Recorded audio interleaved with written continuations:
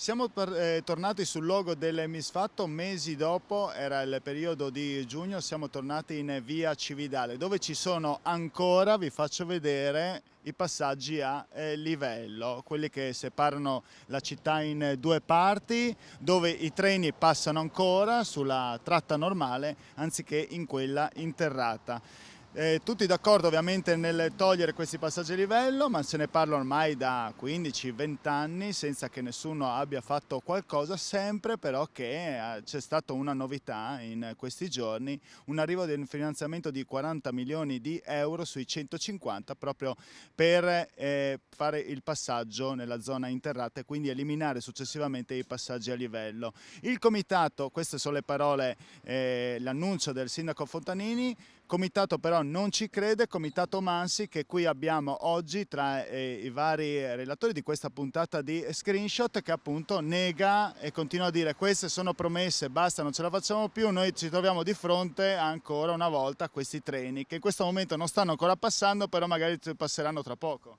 Ma io direi non solo i passaggi a livello sono rimasti invariati, ma addirittura assistiamo al fatto che piazzano i terminali T e quindi questa la dice lunga sull'intenzione di dismettere, ma la cosa più... Sono i terminali T, giusto per far capire alla gente, perché sennò... I terminali T sono dei sistemi che tengono sotto controllo il flusso elettrico in maniera tale che la corrente non si abbassi a un certo livello e quindi i convogli sono sempre assicurati. Il secondo motivo è quello per separare la linea elettrica dalla stazione centrale, diciamo, al binario, ma la cosa più grave, se non dovessimo parlare dei terminali T, è che non si dice che questi terminali T appartengono al disegno più grande di innovazione tecnologica che RFI sta portando avanti, cioè la gestione, il controllo totale delle ferrovie e dei nodi, ma neanche da Udine, da Bologna e da Milano, in maniera tale che appunto l'eliminazione dei passaggi a livelli diventa un sogno, una chimera. Ma la cosa più grave, consentitemi di dire, è questa. Cioè, lei vede che alla fine questa linea l'avremo tra 20 anni, 10 anni se vanno avanti così le cose. Io direi di più, la cosa che non si vede è questa. Una politica seria non dovrebbe venire a fare solo promesse, che ci stanno anche in campagna elettorale, ma dovrebbe dire tre cose. Uno, quando iniziano i lavori di eliminazione dei passaggi a livello. Due, quando si concludono. E tre, la cosa più importante, che cosa si intende fare dopo. Noi come Comitato Mansi abbiamo già lanciato l'idea, un parco urbano di connessione dei quartieri che porti salute, benessere e connetta questi e bellezza. Quindi noi abbiamo già avanzato una bellissima proposta, andando oltre addirittura alla dismissione dei passaggi a livello, perché questi oramai fanno parte dell'agenda politica. Ma Noi ci siamo visti a giugno, non è cambiato niente, quindi anzi è migliore, cioè, si fa manutenzione qua. allora, non è cambiato niente, al punto tale che i cittadini mi segnalano che i treni merci continuano a passare, ma prendendo per buono tutte le promesse che si fanno, i 150 milioni, i 50 che sono arrivati, i 40 che arriveranno. Il motivo vero è che per concludere il raddoppio della tratta Cervignano-Udine non occorre un anno, 2 anni, 3 anni, sono più di 20 km di binario. Noi arriveremo a oltre il 2036, probabilmente. Lei dice che è 2036, andiamo un momento a sentire, adesso tra poco parleremo col senatore Pittoni che sta andando da mesi e mesi, sta cercando di lavorare con il Ministero, però parliamo prima con Scalettaris che fa parte del Partito Democratico, perché ci segnala anche, grazie a Chiara, dopo ci seguirà, anzi direttamente adesso, cosa è successo questa mattina, in questi giorni? Sì, in questi giorni. Possiamo andare a vedere insieme? Sì, magari? volentieri. Diciamo che sono diverse, insomma direi un paio di settimane, forse di più, che i tecnici di RFI lavorano sulla linea, quella che dovrebbe essere un giorno dismessa, e stanno facendo dei lavori che non mi paiono particolarmente compatibili con la dismissione. In particolare... Ecco, li inquadriamo adesso, inquadriamo. Questi sono i manufatti, credo quelli a cui si riferiva anche Mansi prima, che sono stati posizionati, ce n'è 2, ma ci sono i basamenti per tutta la linea sostanzialmente, dove passerà immagino a corrente elettrica. Ora è un investimento di cui non conosco la portata economica, ma è chiaro che chiunque capisce che è un investimento che è incompatibile con la dismissione a breve. Ma quando li hanno fatti? Li hanno fatti in queste settimane, lavorando oltretutto di notte naturalmente. Questo è comparso una mattina, ecco, tanto per capirsi. Immagino che lavorino di notte perché non ci sono i treni, e questo lo si può ben capire. Però quello che mi preoccupa è che nella testa, per così dire, di RFI la dismissione non è certo una priorità. Però è anche vero, Scaletaris, che le manutenzioni si devono fare, anche su una linea, anche se si dovesse dismettere tra 3-4 anni, anche se i finanziamenti dovessero arrivare domani, ma i lavori ci sono e continueranno, lo assistiamo anche nelle altre infrastrutture. Sì, questa credo sia una manutenzione straordinaria più che ordinaria, solo che siamo in Italia e quindi non vorrei che questa fosse poi un domani la scusa per non poter più tornare indietro visto che l'investimento è stato fatto. Ecco, questo mi spaventa francamente. Sentiamo allora l'onorevole Pittoni, che è qui vicino a noi, sta portando avanti una battaglia, sta cercando di collaborare col Ministero anche attraverso l'assessore alle infrastrutture della regione Pizzimenti. Lo ricordiamo, il sindaco Fontanini, il sindaco ha promesso che sono arrivati che sono in arrivo questi 40 milioni di euro. Innanzitutto, vero? Arrivano, non arriveranno? Gli altri 110 quando arriveranno? Allora, il contratto si rinnova adesso, il contratto di servizio. Noi siamo ancora sotto il contratto del 2017 che scade alla fine del 2021, col 2022 avremo un altro contratto di servizio quinquennale nel quale ci saranno i 150 milioni che mancano per completare l'aggiornamento del nodo e di Udine, e al tavolo che avevo attivato nel 2018, tavolo ministeriale sul problema della tratta che taglia in due la città di Udine, e siamo riusciti a far dire a RFI che con il completamento di questa infrastruttura da 203 milioni si apre alla possibilità di non utilizzare più la tratta interna, che era la risposta che attendevamo, perché la decisione di dismettere la tratta di Udine non è di RFI, è della politica. Noi ci siamo impegnati a eliminare questa tratta, magari per sostituirla con un parco urbano, come diceva Masi, noi saremmo assolutamente d'accordo, non c'è solo questa idea, ci sono anche altre proposte, però quello che conta è che RFI avrà a disposizione con il prossimo anno i fondi che mancano per completare l'aggiornamento dell'infrastruttura.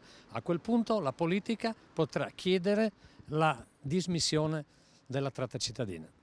Quindi il prossimo anno si potrebbe arrivare a questa schiarita, però si chiede quando partiranno i lavori e quando si concluderanno. Al momento è un po' improbabile forse sapere quando, perché lei non è RFI, dovrebbe essere RFI a dare probabilmente un cronoprogramma, immagino. Certo, noi dovremo ovviamente attendere che l'operazione sia completata.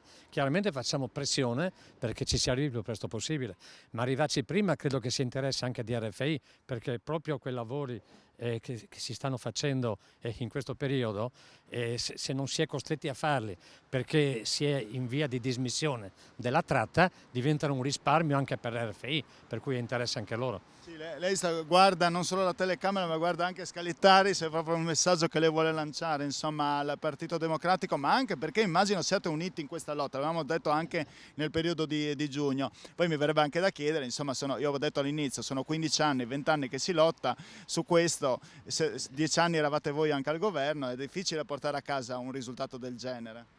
Sì, esatto, ma il tema secondo me è che qui siamo sempre stati uniti su questa questione. Non vorrei che essere uniti a Udine non sia sufficiente, però, che poi a Roma non ci siano le interlocuzioni corrette per poter fare passi avanti. Passi avanti mi pare che pian piano si fanno. Mi sembra che RFI sia particolarmente sorda a questa questione finché non glielo verrà verosimilmente imposto. Però questo spetta alla politica e penso alla politica romana soprattutto farlo. Senta Pittoni, I due passaggi fondamentali sono il sì di RFI del 2018, quando ha detto che con questa infrastruttura si può dismettere la tratta. Il secondo passaggio è la conferma di 150 milioni, che verbalmente è già arrivata, però dubito, visto che abbiamo parlato con Catalano, che è responsabile della struttura operativa del ministro Giovannini. Sì, credo che possano rimangiarsi la parola così facilmente, quindi noi contiamo che questi soldi arrivino, comunque avremo conferma a breve. Mansi? Mansi, intanto le chiedo a lei, Mansi, se ha ascoltato poi tutti i discorsi, sì. se magari lo possono aver reso un po' più Dunque, felice, soddisfatta, no? no, dunque io capisco l'onorevole Pittoni e ho stima dell'onorevole Pittoni, però sul piano politico è ben diverso, cioè noi dobbiamo dire questo.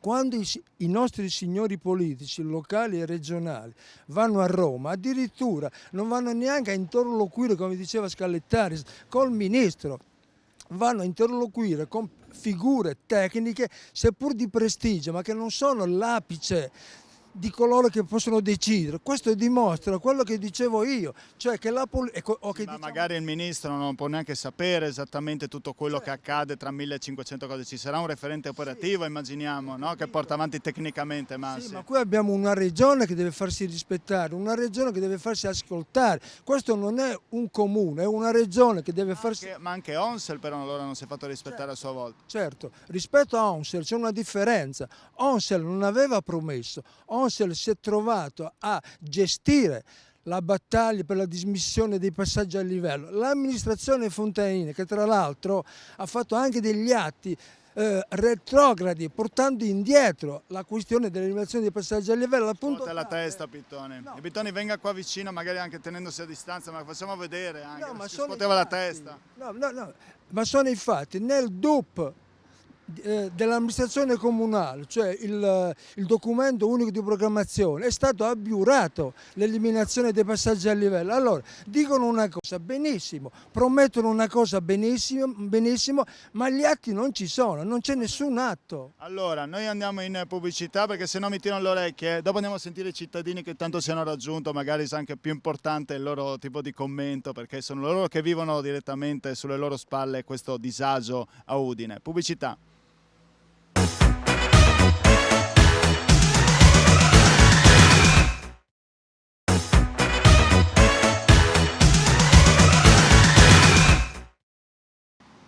Eccoci tornati in onda con Screenshot, ci troviamo in via Cividale a Udine per parlare dei passaggi a livello. Chiara Miscoria insieme a me, magari può anche inquadrare i passaggi a livello che adesso sono alzati. Non è passato stranamente ancora un treno in questo pomeriggio udinese, però ne abbiamo assistiti in altre occasioni. Quando siamo venuti qua a giugno, allora i passaggi a livello ci sono ancora. Ovviamente è difficile abbatterli se non esiste una tratta interrata raddoppiata dove possono andare direttamente i treni. Si sta facendo qualcosa, però non abbastanza secondo un comitato che ha raccolto... Aspetti, vediamo con Mansi di nuovo. Quanti...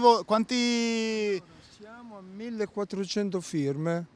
1400, siete soddisfatti? Ma ne avete raccolto... Ah no. No, perché noi andremo avanti e pensiamo di raggiungerne molte di più. Ma cosa vi servono? Servono per provocare consapevolezza nella cittadinanza affinché si renda conto di cosa voglia dire avere un parco urbano dentro la città.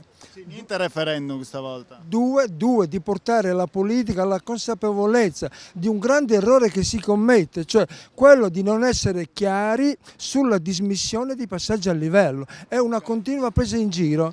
Allora, sentiamo qua i cittadini che ci hanno intanto raggiunto. Allora, lei abita da queste parti? Buonasera, sì, io abito qui da queste parti e mi trovo spesso bloccata dal passaggio a livello di Via del Bon, posso anche arrivare in ritardo a lavoro, mio figlio arrivare in ritardo a scuola. Detto questo, penso che la dismissione dei passaggi a livello sarebbe molto importante e il progetto del parco urbano proposto dal Comitato Mansi lo trovo un progetto molto ambizioso perché andrebbe sicuramente Va a rivalutare, no? Un'intera zona, anche dal punto di vista immobiliare, che ci abita qua vicino, piuttosto che avere i passaggi dei treni, i rumori, l'inquinamento, avrebbe tutta una... Infatti, e in più potendolo anche sfruttare come zona ciclabile o pedonabile, sarebbe sicuramente indispensabile. Anche penso a me mamma con ragazzi, sarei sicura che loro magari si muovono nel quartiere in tranquillità, in una ciclabile veramente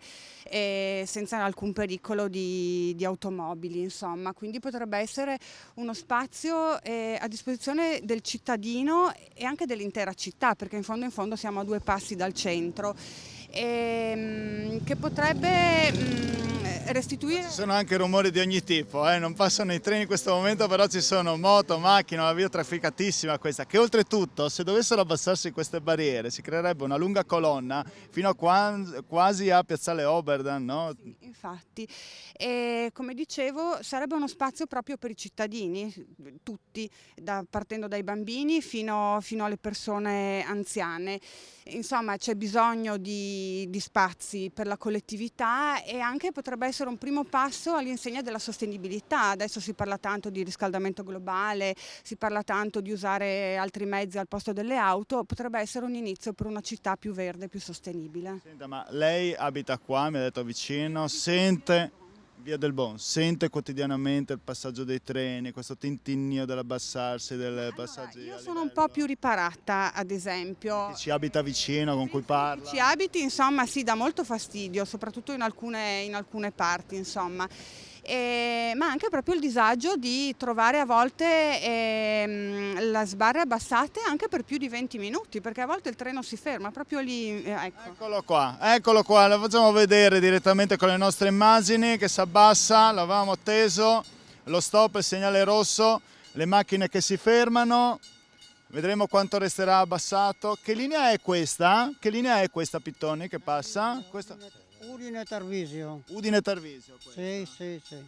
Lei si intende perché abita da queste parti? Ne sento ogni giorno? Io abito a Laipacco e devo passare 2 passaggi a livelli, è quello della linea di Cividale e quello di Tarvisio. È una tortura per lei. È una tortura. È un'ambulanza che sta ferma 8 minuti col codice rosso che deve portare un'urgenza all'ospedale, ferma lì per 8 minuti. Mi dica lei. Soccorsi che arrivano in ritardo vuol dire insomma anche non portare rischio per la persona che deve essere soccorsa, no? Da quant'è che abita qua lei? È da 45 anni.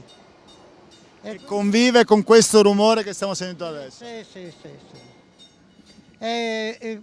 Sarebbe ora di finirla e fare un bel parco urbano qua. E abbiamo già le treni che corrono in trincea. Poi si sono alzate subito comunque, non è massimo 1 minuto e mezzo in questo momento. I treni possono passare tutti quanti in trincea, perché quando ero io, lavoravo in ferrovia, i treni viaggiatori passavano anche in trincea. E allora non vedo perché oggi non possono passare. Però già passa qualcuno, Pittoni, adesso? No, è vero che nei periodi di manutenzione i treni vengono tutti spostati sulla tratta esterna, è vero?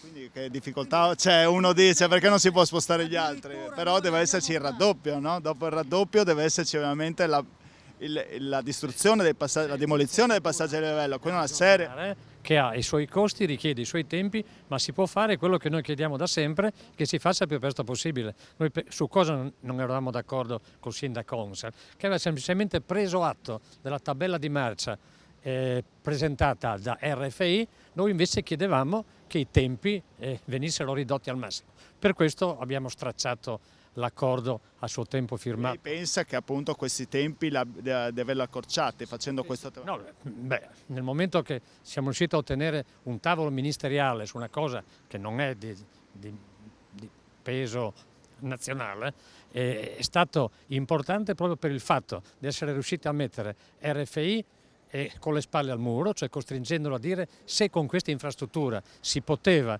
chiedere la dismissione. Una volta ottenuto il loro sì, la questione diventava tutta politica, perché a quel punto era responsabilità nostra decidere o meno la soppressione. Non una presa d'atto, ma cercare di fare venire, diciamo, dalla vostra parte RFI. Ha parlato il senatore Pittoni. No, qui dicono la RFI dice che è una questione politica. Io non sono convinto, RFI comanda qua. I politici sì cercano di farsi largo e fargli capire, ma RFI comanda qui. Attenzione che la politica può decidere se ci sono le condizioni tecniche, se non ci sono certamente. non lo può fare, perché noi avevamo bisogno del sì di RFI sul fatto che il problema tecnicamente fosse Quello che ho superato. detto io, è RFI che deve dire sì, facciamo e poi... Pittoni, la prossima volta ci può portare qualcuno di RFI qua? Organizziamo la trasmissione, a questo punto facciamolo così, no? Sì, perché è inutile andare, perché ci parliamo tra di noi, mi pare che siamo tutti d'accordo, no? Alla fine facciamo una puntata, Pittoni si promette che davanti a Telefriuli porterà un referente di RFI?